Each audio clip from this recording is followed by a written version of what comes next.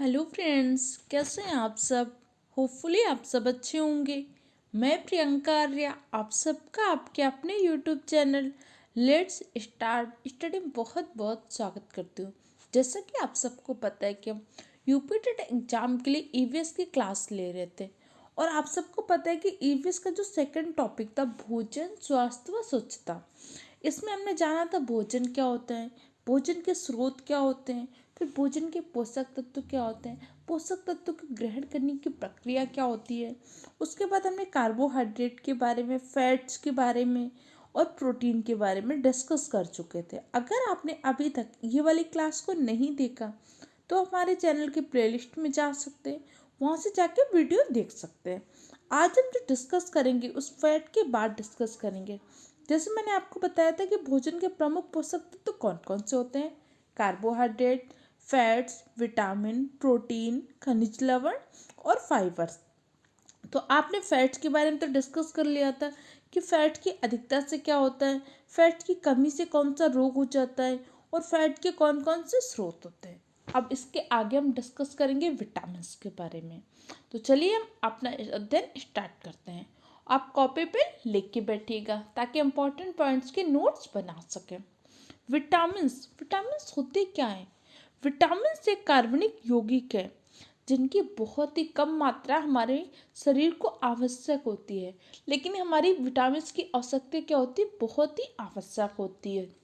क्योंकि विटामिन क्या होते हैं, हमारे शरीर की वृद्धि और विकास के लिए आवश्यक भूमिका का निर्वाह करते हैं।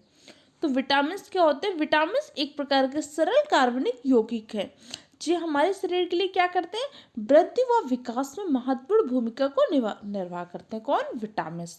जैसे प्रोटीन बताया था, तो प्रोटीन क्या करती थी, कोशिकाओं की क्षय व मरम्मत के लिए जिम्मेदार होती थी। इसी प्रकार विटामिन विटामिन क्या होती है, कोशिकाओं के अलावा ये जो हमारे मनुष्य शरीर में वृद्धि और विकास होती है उसके लिए बहुत ही महत्वपूर्ण होता है। कौन, विटामिन। हमारे विटामिन के कुछ स्रोत होते हैं। आपके एग्जाम में इससे एक क्वेश्चन पूछे जाते हैं कि विटामिन का स्रोत कौन कौन से होते हैं, या फिर विटामिन की कमी से होने वाला रोग, या विटामिन के केमिकल नेम। तो ये आपको याद होना चाहिए। विटामिन ई के स्रोत मुख्य रूप से वे स्रोत होते हैं जो पीले फल होते हैं, जैसे कि आपका पपीता होता है, गाजर होती है, आम, इसके अलावा दूध, मछली का तेल, ये सब भी क्या है, विटामिन ए के स्रोत हैं। यहाँ से दूध से रिलेटेड कुछ इंपॉर्टेंट पॉइंट आप याद रख लीजिए। दूध का रंग सफ़ेद क्यों होता है, तो केसीन प्रोटीन की उपस्थिति के कारण दूध का रंग कैसा होता है, सफ़ेद होता है। क्लियर।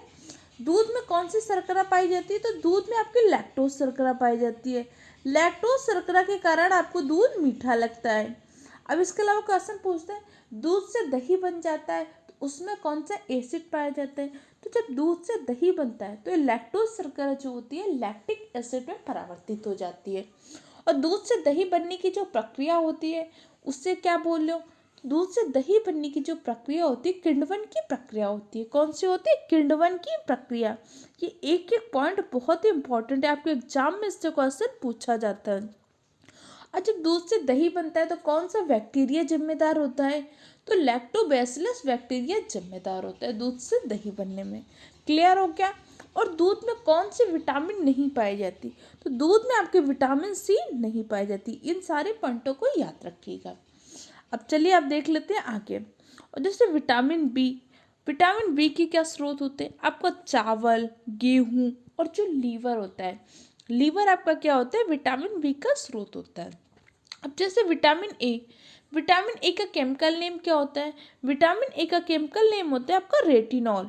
विटामिन ए की कमी से कौन से रोग हो जाते हैं, विटामिन ए की कमी से रतौंधी व आंखों में सूखापन नामक रोग हो जाता है। विटामिन बी, विटामिन बी के अंतर्गत आपके अलग अलग विटामिन आते हैं, जैसे vitamin V1, V5, V3, V6। जैसे विटामिन B1, विटामिन B1 का केमिकल नेम क्या होता है, थायमिन। और विटामिन B1 की कमी से होने वाला रोग berry. Vitamin B6 cyanocobalamin, vitamin B6 की कमी से होने वाला रोग रक्त क्षीणता। ऐसे इंपॉर्टेंट पॉइंट याद रखिएगा। और विटामिन बी के स्रोत क्या क्या होते हैं, आपका चावल होता है, गेहूं होता है, लीवर होता है। विटामिन सी, विटामिन सी का केमिकल नेम क्या होता है, एस्कॉर्बिक एसिड। विटामिन सी की कमी से होने वाला रोग कौन सा होता है, स्कर्वी नामक रोग हो जाता है। और विटामिन सी के स्रोत क्या होते हैं? आपके मुख्य रूप से जो खट्टे फल होते हैं, नींबू, आंवला, संतरा, इसके अलावा अमरूद, टमाटर, ये सब भी क्या विटामिन सी के स्रोत हैं। कई बार आपके एग्जाम में इस तरह से क्वेश्चन पूछा गया है, एक व्यक्ति को मसूड़ों से संबंधित बीमारी है तो उसको किस प्रकार के खाद्य पदार्थों का सेवन अधिक करना चाहिए? स्कर्वी, क्योंकि स्कर्वी आपकी क्या होती है? मसूड़ों से संबंधित बीमारी होती है। और स्कर्वी बीमारी कैसे होती है? विटामिन सी की कमी से होती है ना। अब जब विटामिन सी की कमी है उसको क्या करना होगा? विटामिन सी की प्रचुर मात्रा लेनी होगी। और विटामिन सी की प्रचुर मात्रा किस में होती है? आपके नींबू में, आंवला में, टमाटर में, संतरा में। इस तरह से भी क्वेश्चन पूछे जाते हैं। अगर आपको कोई भी पॉइंट नहीं समझ में आए तो कमेंट बॉक्स में कमेंट कीजिए और अच्छे से नोट्स जरूर बना लीजिएगा, क्योंकि एग्जाम टाइम में आप इन सारे पॉइंट्स का अच्छे से रिवीजन करके जाइएगा। आप देखेंगे सारा एग्जाम में बहुत अच्छे नंबर स्कोर करेंगे। जैसे अगर आपने पिछली बार का यूपी टेट का एग्जाम देखा होगा तो ईवीएस का क्या था? थोड़े से क्वेश्चन हार्ड लेवल के थे, जिसलिए बहुत सारे बच्चों का ईवीएस का पेपर गड़बड़ हुआ था। इसीलिए आपको हर चीज़ को बहुत ही अच्छे से इजी टू मॉडरेट लेवल तैयार करना है। और ये सारी चीज़ें आपको सुपर टेट के एग्ज़ाम के, केवीएस के एग्ज़ाम में, DSSB के एग्ज़ाम में बहुत ही हेल्पफुल करेंगी। इसीलिए मैं आपको हर टॉपिक का, और जो आपके सिलेबस का हिस्सा है, तो आपको हर टॉपिक से पहले मैं आपको सिलेबस दिखाती हूँ। जैसे आपने अगर पहली क्लास देखी हुई जिसमें हमने फैमिली टॉपिक को डिस्कस किया था, उसमें मैंने आपको सिलेबस दिखाया था कि यूपी टेट के ऑफिशियल वेबसाइट पे अगर आप देखेंगे तो सिलेबस में कौन कौन से टॉपिक है जो आपको ईवीएस के लिए पढ़ने हैं।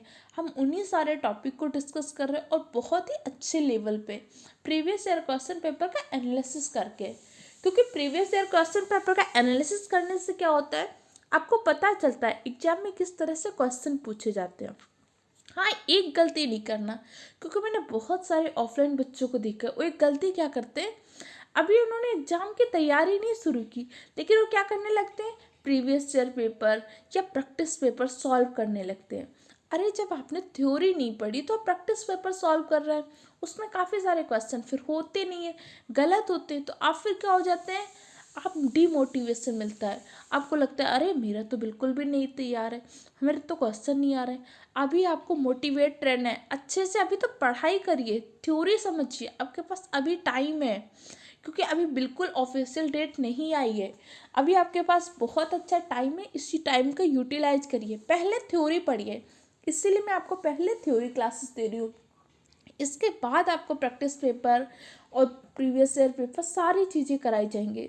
बस आप हमारे चैनल के साथ जुड़े रहिए और रेगुलर वे पे तैयारी करते रहिए। इसके अलावा अगर आप में से अभी किसी ने सीटेट का भी फॉर्म डाला है तो उस टाइम पे सीटेट की भी तैयारी करिए बहुत अच्छे तरीके से, क्योंकि बहुत कम टाइम में सीटेट के एग्ज़ाम को बहुत अच्छे तरीके से क्वालिफाई किया जा सकता है। इसके लिए सीटेट की पूरी प्लेलिस्ट हमारे चैनल पे बनी है, आप वहाँ से जाके देख सकते हैं। अब चलिए आगे हम पढ़ते हैं। Vitamin D. विटामिन डी के स्रोत क्या होते हैं? विटामिन डी की कमी से क्या होता है? विटामिन डी की कमी से ऑस्टियोमैलासिस नामक रोग हो जाता है। कौन सा रोग होता है? ऑस्टियोमैलासिस नामक रोग। और इसके अलावा रिकेट्स भी हो जाता है। ऑस्टियोमैलासिस रोग में क्या होता है, जो आपके बोन्स होते हैं, बोन्स में क्या होता है, होल्स होने लगते हैं। इसके लिए फिर एक परीक्षण होता है, BMD परीक्षण। अगर आपने टीवी में ऐड देखा होगा, जो हॉर्लिक्स का ऐड देते हैं, हॉर्लिक्स जो यूथ के लिए होता है, उसमें बोलते हैं ना कि बोन्स आपके स्ट्रांग होने चाहिए, बोन मिनरल डेंसिटी उसमें बोलते हैं, तो यही होता है BMD का फुल फॉर्म क्या होता है? Bone mineral density. हमारी जो बोन होती है एक टाइम पर अपनी डेंसिटी को खोने लगती हैं, किसकी कमी से होता है? वो विटामिन डी की कमी से होता है। उसके लिए आपको हॉर्लिक्स की या किसी और चीज़ की ज़रूरत नहीं होती, आपको सिर्फ प्रॉपर वे पे विटामिन डी और कैल्शियम की ज़रूरत होती है। क्लियर हो क्या? तो विटामिन डी के स्रोत क्या क्या होते हैं? आपका दूध, मक्खन, लीवर, अंडे, मछली, ये सब क्या होते हैं? विटामिन डी के स्रोत होते हैं। और हमारी अस्थियों में, अस्थियाँ मतलब हमारी क्या होती है? बोन्स, इसमें कठोरता कैसे आती है? कैल्शियम की उपस्थिति के कारण। ये बहुत ही इंपॉर्टेंट पॉइंट है। यहाँ तक कि एग्जाम में एक बार यूपी बेसिस के एग्जाम में भी क्वेश्चन पूछा गया था कि हमारी अस्थियों में कितने % कैल्शियम पाया जाता है, तो हमारी अस्थियों में क्या होता है? 68% कैल्शियम पाया जाता है। जबकि हमारे दांतों में क्या होता है 92% कैल्शियम पाया जाता है। इसीलिए हमारे शरीर का सबसे कठोरतम भाग क्या होता है, दांत होता है। दांत का भी कौन सा भाग होता है, उसकी जो बाह्य परत होती है, उसकी बाह्य परत को क्या बोलते हैं, इनेमल। इनेमल ये तो हमारे शरीर का सबसे कठोरतम भाग होता है ना। तो इस पॉइंट को याद रखिएगा। कैल्शियम की उपस्थिति के कारण ही क्या होते हैं, हमारे बोन्स में कठोरता आती है। और हमारे बोन्स में कठोरता किसके कारण आती है, कैल्शियम की उपस्थिति के कारण। बोन में कितने परसेंट कैल्शियम पाई जाती है, 68%। इसके अलावा हमारे दांतों में कितनी कैल्शियम पाया जाता है, 92%। याद रखिएगा, इंपॉर्टेंट पॉइंट है। और कभी कभी क्या होता है, कैल्शियम की बहुत ज़्यादा अधिकता हो जाती है, तब हमारे वॉल्व कठोर हो जाते हैं। जैसे हमारे हार्ट में क्या होते हैं, 4 प्रकार के वॉल्व पाए जाते हैं। इसके अलावा जो हमारा उत्सर्जन तंत्र होते हैं, वहाँ पे 2 प्रकार के वॉल्व पाए जाते हैं। और जब वाल्व कठोर हो जाते हैं तो वाल्व क्या होते हैं, प्रॉपर रूप से काम नहीं कर पाते। कई बार क्या होता है, व्यक्ति के शरीर में कैल्शियम की अधिकता होती है, तो कैल्शियम से क्या होता है, कठोरता आती है, तो वाल्व भी कठोर हो जाएंगे। अब जब वाल्व ज़्यादा कठोर हो जाएंगे, क्या घूम पाएंगे, प्रॉपर वे पे काम कर पाएंगे, नहीं कर पाएंगे ना। इसीलिए आपने देखा होगा कई बार बहुत सारे लोगों के क्या होता है, वाल्व को रिप्लेस किया जाता है। हार्ट का जो वाल्व होता है उसको रिप्लेस करते हैं। क्यों रिप्लेस करते हैं, क्योंकि उस टाइम पे हार्ट हमारा प्रॉपर वे से काम नहीं कर पा रहा होता है। क्लियर हो गया। अब चलिए इसको हम आगे डिस्कस करते हैं। अब विटामिन की खोज किसने की थी, तो विटामिन की खोज की थी आपके फंक नामक वैज्ञानिक ने। किसने की थी, फंक नामक वैज्ञानिक ने विटामिन की खोज की थी। विटामिन वृद्धि और विकास में तो सहायक है ही, इसके अलावा विटामिन क्या होती है, उपापचयी क्रियाओं में भी सहायक होती है। हमारे शरीर में जो भी उपापचयी क्रियाएं होती हैं, उनकी क्रियाओं के लिए विटामिन बहुत ही सहायक होती हैं। अब विटामिन से क्वेश्चन किस तरह से पूछे जाते हैं, आपको ये पता होना चाहिए। पहला क्वेश्चन विटामिन के केमिकल नेम से, विटामिन के स्रोत से, विटामिन की कमी से होने वाले रोग। क्लियर।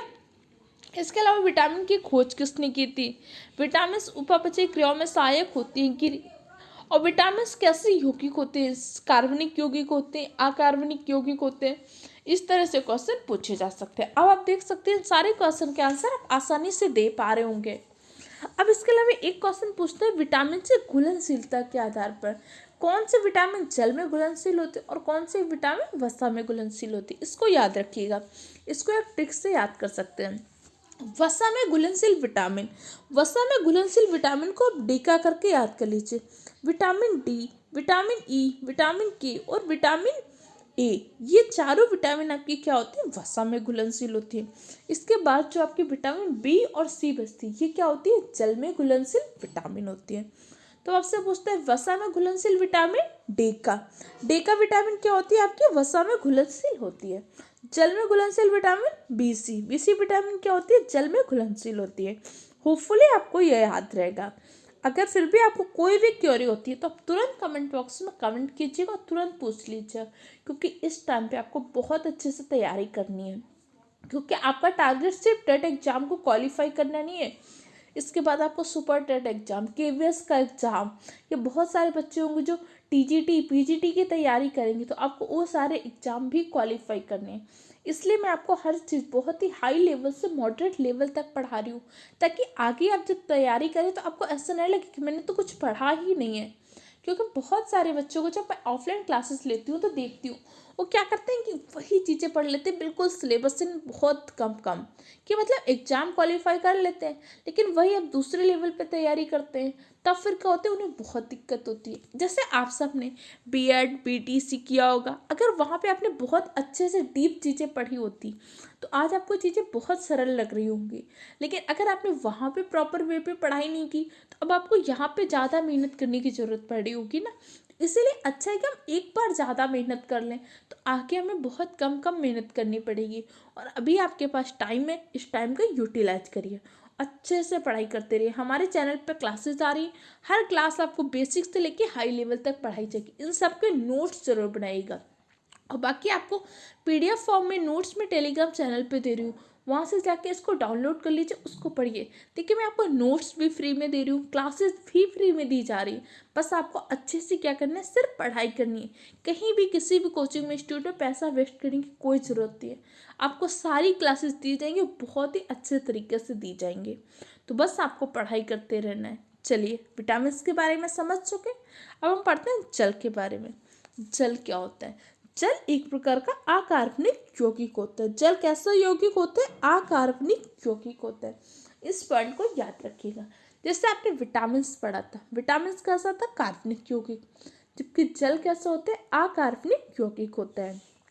मानव शरीर के जो 60 से 70% भाग होता है किससे मिलकर बना होता है? जल से मिलकर बना होता है। जल का काम क्या होता है?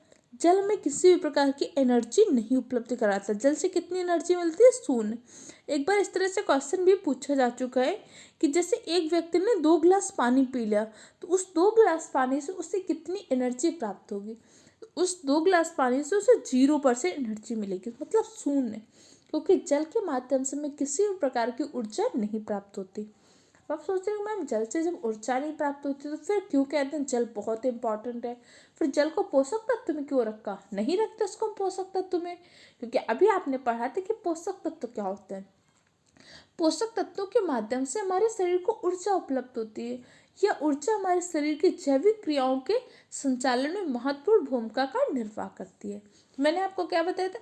जैविक क्रियाओं के संचालन में महत्वपूर्ण भूमिका का निर्वाह करते हैं। कौन? पोषक तत्व। जरूरी नहीं कि सारे पोषक तत्व ऊर्जा प्रदान करके ही जैविक क्रियाओं का संचालन करें। बिल्कुल सही बात है कि जैविक क्रियाओं का संचालन के लिए आपको ऊर्जा की आवश्यकता होती, क्योंकि ऊर्जा होती ही क्या है?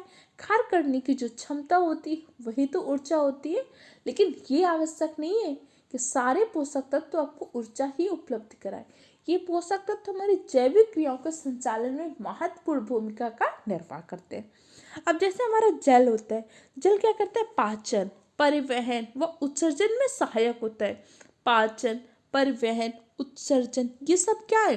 हमारे शरीर में होने वाली जैविक क्रियाएं ही तो है, और इन क्रियाओं के कौन सहायक होते हैं? जल। इसके अलावा जल क्या करता है? शरीर के ताप पर नियंत्रण भी करता है। हमारा जो टेम्परेचर होता है, टेम्परेचर का नियंत्रण कौन करता है? शरीर। जैसे आपको पता है गर्मियों में क्या आता है? हमें बहुत ज़्यादा पसीना आता है। क्यों? क्योंकि हमारे ताप का नियंत्रण कर रहा होता है जल। क्योंकि गर्मियों में हम बहुत अधिक मात्रा में जल पीते हैं, तो उस जल का उत्सर्जन में होता है, पसीने के माध्यम से भी हो जाता है। कभी आपको सर्दियों में पसीना आता है? नहीं आता, क्योंकि सर्दियों में हम क्या करते हैं? गर्मियों की अपेक्षा कम जल पीते हैं। इसलिए हमारे शरीर के ताप का नियंत्रण कौन करता है? जल करता है। क्लियर? और जल की कमी से क्या हो जाता है? निर्जलीकरण भी हो जाता है। कई बार आपने बहुत सारे व्यक्तियों को देखा होगा, उन्हें बोलते हैं ना निर्जलीकरण हो गया, किसके कारण? जल की कमी से। क्लियर हो गया?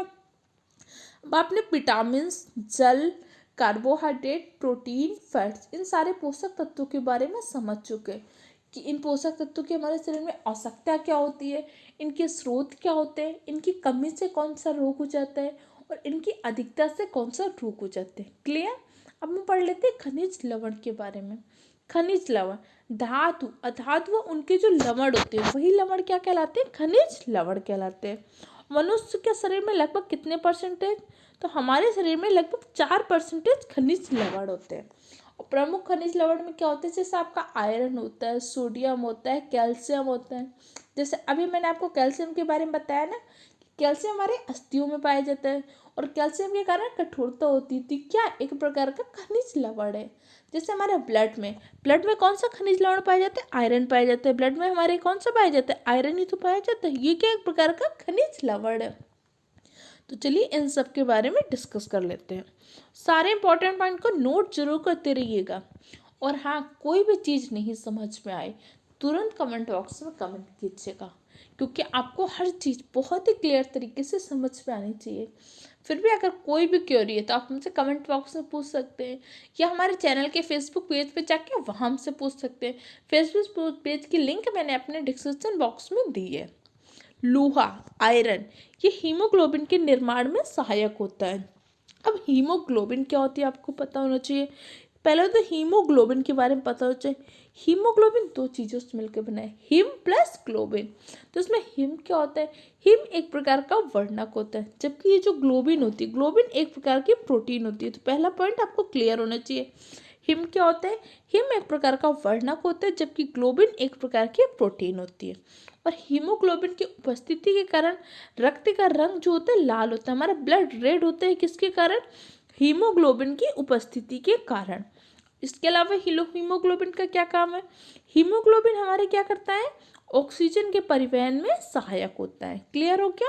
ये सारे पॉइंट किससे? हीमोग्लोबिन से रिलेटेड है। हीमोग्लोबिन में कौन सी धातु पाई जाती है? तो हीमोग्लोबिन में आपकी आयरन, लोहा नामक धातु पाई जाती है। अब जब व्यक्ति के शरीर में हीमोग्लोबिन की कमी हो जाती है तो हीमोग्लोबिन से क्या होता है? एनीमिया नामक रोग होता है। कौन सा रोग हो जाता है? हीमोग्लोबिन की कमी से एनीमिया नामक रोग हो जाता है।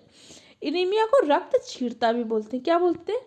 जब किसी के शरीर में ब्लड की कमी हो जाती है, रक्त क्षीणता, क्या बोलते हैं उसको? एनीमिया नामक रोग हो गया है। एनीमिया रोग किसकी कमी से होता है? हीमोग्लोबिन की कमी से। अब आपको इसके कुछ स्रोत पता होना चाहिए।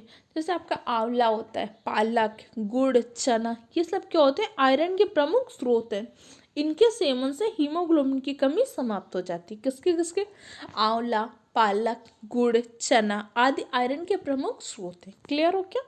अब चलिए हम पढ़ लेते हैं कैल्शियम के बारे में। अभी मैंने आपको कैल्शियम के बारे में इंपॉर्टेंट पॉइंट बताया था। कैल्शियम क्या होता है? हमारे अस्थि व दांतों के निर्माण में सहायक होता है। अस्थियों में कितने % कैल्शियम पाया जाता है? 68% कैल्शियम। हमारे दांतों में कितना होता है? 92% कैल्शियम हमारे दांतों में पाए जाते हैं। शरीर का सबसे कठोरतम भाग हमारे दांत होते हैं। दांत की कौन सी परत होती है? इनेमल परत होती है। क्लियर? कैल्शियम के कारण होता है क्या? कठोरता आती है। इसके अलावा कैल्शियम क्या करता है?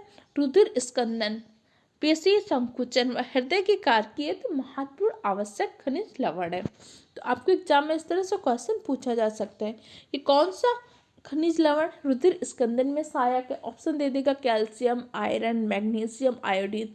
तो राइट आंसर क्या हो जाएगा? कैल्शियम। आप बताइए, अब आपसे इस टॉपिक से क्वेश्चन पूछे जाएंगे, आप सारे क्वेश्चन कर लेंगे।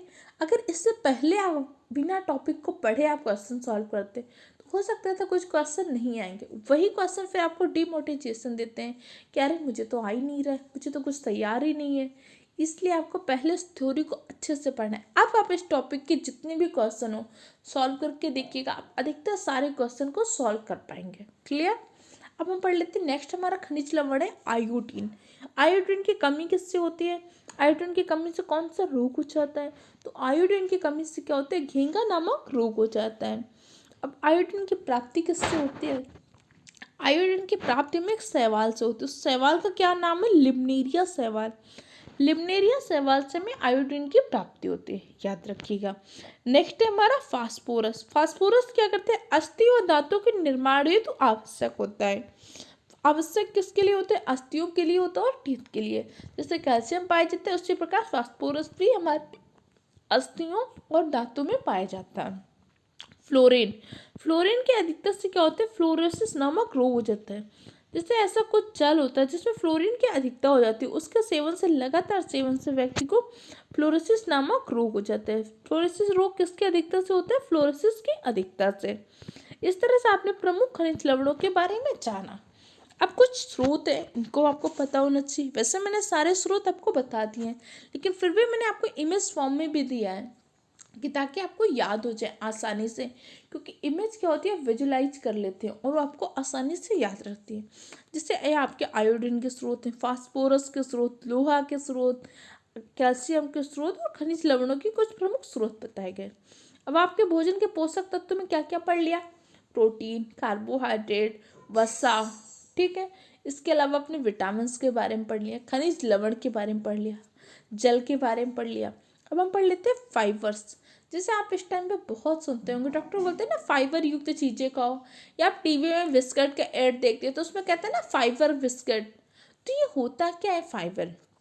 अगर आप सरल शब्दों में समझें तो फाइबर का तात्पर्य होता है रेशा युक्त पदार्थ। जैसे हमारे घरों में होते हैं, घरों में आटा को क्या करते हैं? आप छलनी से छान लेते हैं ना, उसमें चोकर होता है जिससे आप उसका रफ पार्ट के बोलते हैं, वही आपका क्या होता है? फाइबर होता है। क्या होता है वो? फाइबर, जिसको आप उसका रफ पार्ट करके निकाल देते हैं, वही आपका फाइबर होता है। और फाइबर का स्रोत क्या होता है? जैसे आपका सलाद होता है, फल होते हैं, साबुत अनाज होती है, ये सब क्या होता है? प्रमुख फाइबर के स्रोत होते हैं। जैसे आप पाइनएप्पल खाते हैं, पाइनएप्पल में क्या होता है? फाइबर नुमा होता है ना, तो क्या है? फाइबर के स्रोत हैं। और भी बहुत सारे फ्रूट में क्या होते हैं? फाइबर्स पाया जाता है। इसीलिए डॉक्टर हमेशा बोलते हैं ना, खाने से पहले सैलेड खाओ, क्योंकि फाइबर्स हमारे भोजन के पाचन में सहायक होते हैं। तो आपके फल, साबुत अनाज, ये सब क्या है? फाइबर्स के प्रमुख स्रोत हैं। जैसे आप ये देख सकते हैं, आपका एप्पल है, ये है आपके चने, ये सब क्या इनमें फाइबर्स पाया जाता है। क्लियर? अब आपने समझ तो गए कि भोजन क्या होता है।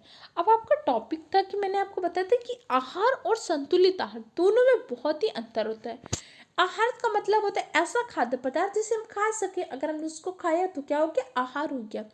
लेकिन हर आहार संतुलित आहार नहीं होता, क्योंकि आहार और संतुलित आहार में अंतर होता है। अब आपको पता होना चाहिए क्या डिफरेंस होता है।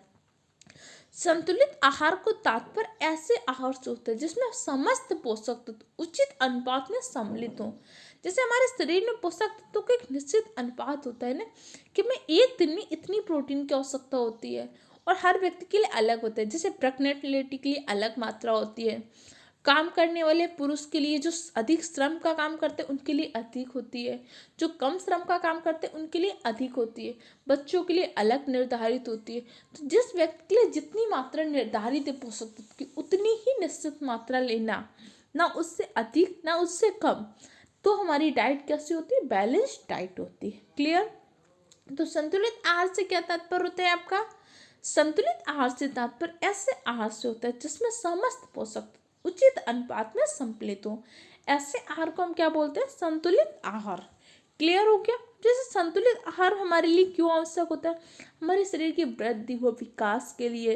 इसके अलावा हमारी जो भी जैविक क्रियाओं का संचालन होता है उसमें भी क्या होता है, संतुलित आहार की महत्वपूर्ण भूमिका होती है। क्योंकि अभी आपने पढ़ लिया कि अगर हमारे शरीर में किसी चीज़ की कमी हो जाती तो भी हमें दिक्कत है, और अधिकता हो जाती तो भी दिक्कत है। इसलिए हमें एक बैलेंस डाइट लेनी चाहिए। ओके, अब इसमें हमारा एक टॉपिक और है, भोजन का अनुरक्षण। जैसे हमारे घर में बहुत सारी चीज़ों का क्या किया जाता है, खाद्य पदार्थों का परिरक्षण किया जाता है ना। परिरक्षण का तात्पर्य क्या होता है और अनुरक्षण का तात्पर्य क्या होता है। अनुरक्षण का तात्पर्य होता है खराब होने से बचाना। बहुत सारी चीज़ें जैसे हम खराब होने से बचाने के लिए उनका परिरक्षण करते हैं। जैसे हमारे घर में दूध होता है, दूध को क्या कर देते हैं, बॉयल करके रखते हैं। बॉयल करने से क्या होता है, उसके बैक्टीरिया मर जाते हैं, इसलिए दूध जल्दी खराब नहीं होता। अब परीक्षण हम कैसे करते हैं, परीक्षण के लिए हम भौतिक या रासायनिक उपचार करते हैं। भौतिक या रासायनिक उपचार के माध्यम से भोज्य पदार्थों को खराब होने से बचाने की जो प्रक्रिया होती है, वही प्रक्रिया क्या होती है, आपके खाद्य परिरक्षण। जैसे घर में क्या होता है, अचार बना दिया जाता है, जैम बना दिया जाता है, दूध को बॉयल करके रख देते हैं, बहुत सारी चीज़ों को फ्रीजर पे रख देते हैं। ये सारी चीज़ें क्या है, खाद्य परिरक्षण की ही प्रक्रिया है। अब चलिए देख लेते हैं कौन कौन से प्रमुख विधियाँ होती हैं। इम्पॉर्टेंट है, आप याद रखिएगा, कई बार एग्जाम में इस तरह से क्वेश्चन पूछे जा सकते हैं। जैसे पहला क्या होता है, उच्च ताप उपचार। बहुत गर्म करके, जैसे दूध को क्या कर देते हैं, हम बॉयल कर देते हैं, तो उच्च ताप पे उपचार कर देते हैं। बहुत सारी चीज़ें होती हैं जिसमें बहुत गर्म करके रख दो नहीं खराब होती हैं। पाश्चुरीकरण, पाश्चुरीकरण की प्रक्रिया के द्वारा हम बहुत सारी चीज़ों का क्या कर देते हैं, संरक्षण करते हैं। निर्जलीकरण, निर्जलीकरण जैसे बहुत सारी चीज़ों को क्या होता है, उसमें हम बिल्कुल भी निर्जलीकृत कर देते हैं, ऐसे बॉक्स में रख देते हैं जहाँ पे नमी नहीं जा पाती तो ख़राब नहीं होती। जैसे हमारे घर के अनाज वगैरह होते हैं, या और भी बहुत सारी चीज़ें होती हैं, जैसे बहुत सारी जिनमें नमी की आवश्यकता होती है उन्हें हम सुखा के रख देते हैं तो जल्दी ख़राब नहीं होते हैं। जैसे आप सबने पता होगी कि बहुत सारे लोग क्या करते हैं, गोभी वगैरह ऐसी सब्जियों को, गाजर को सुखा के रख लेते हैं और काफ़ी टाइम तक रखे रहती हैं, तो क्या करते हैं, उसका जल निकाल देते हैं। डिब्बाबंदी, डिब्बाबंदी उन्हें बॉक्स में रख देना। जैसे हमारे घर में मसाले वगैरह होते हैं, अगर ऐसे खुला रख दो तो उनमें क्या होती है, फंगस लग जाती है, तो उनको हम क्या कर देते हैं, ऐसे बॉक्स में रख देते हैं। इस प्रक्रिया को क्या बोलते हैं, डिब्बाबंदी बोलते हैं। अगली क्या होती है, हिमीकरण। हिमीकरण की प्रक्रिया क्या होती है, हिमीकरण जैसे आप फ्रिज में जो चीज़ें रख देते हैं, वो प्रक्रिया क्या होती है, हिमीकरण की प्रक्रिया होती है। तो इन सारी प्रक्रियाओं के माध्यम से हम क्या करते हैं, खाद्य पदार्थ का परीक्षण करते हैं। अब कुछ के लिए आप क्या कर देते हैं, भौतिक उपचार कर देते हैं, और कुछ के लिए क्या कर देते हैं, रासायनिक उपचार। जैसे आप जैम बना के रख देते हैं, अचार बना देते हैं, ये सब चीज़ें क्या होती हैं, उपचार ही तो कर देते हैं उनका। किसी का भौतिक विधियों से कर देते हैं, किसी का रासायनिक विधियों से कर देते हैं, लेकिन उससे क्या करते हैं, उस खाद्य पदार्थ का परीक्षण करते हैं। समझ में आया आपको ये पॉइंट। अब चलिए ये कुछ पॉइंट है जो आपके लिए बहुत ही इंपॉर्टेंट है। जैसे मैंने अभी आपको बता दिया है कि विटामिन ए की कमी से क्या होता है, लेकिन फिर भी आप देख लीजिए एक बार, ताकि आपको एक बार रिवाइज हो पाए। मैं आपको हर चीज़ बहुत ही कम टाइम पे और बहुत ही सिस्टमेटिक वे पे पढ़ा रही हूँ, ताकि आपको चीज़ें समझ में आए।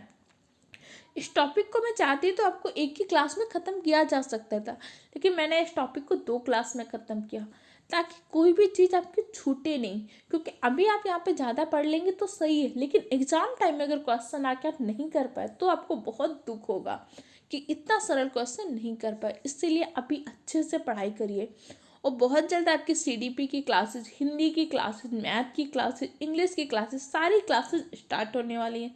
सिस्टमेटिक वे से पढ़ाई करते रहिएगा। जैसे विटामिन ए की कमी से क्या होता है, दृष्टिहीनता होता है, रतौंधी और आंखों में सूखापन नामक रोग हो जाता है। विटामिन बी वन की कमी से बेरी बेरी रोग हो जाता है। अब बेरी बेरी रोग में क्या होता है ये आप पढ़ लीजिएगा। विटामिन सी की कमी से स्कर्वी नामक रोग हो जाता है। स्कर्वी में क्या होता है, मसूड़ों से खून निकलना, जिसमें मैंने आपको बताया था, घाव भरने में समय लगना।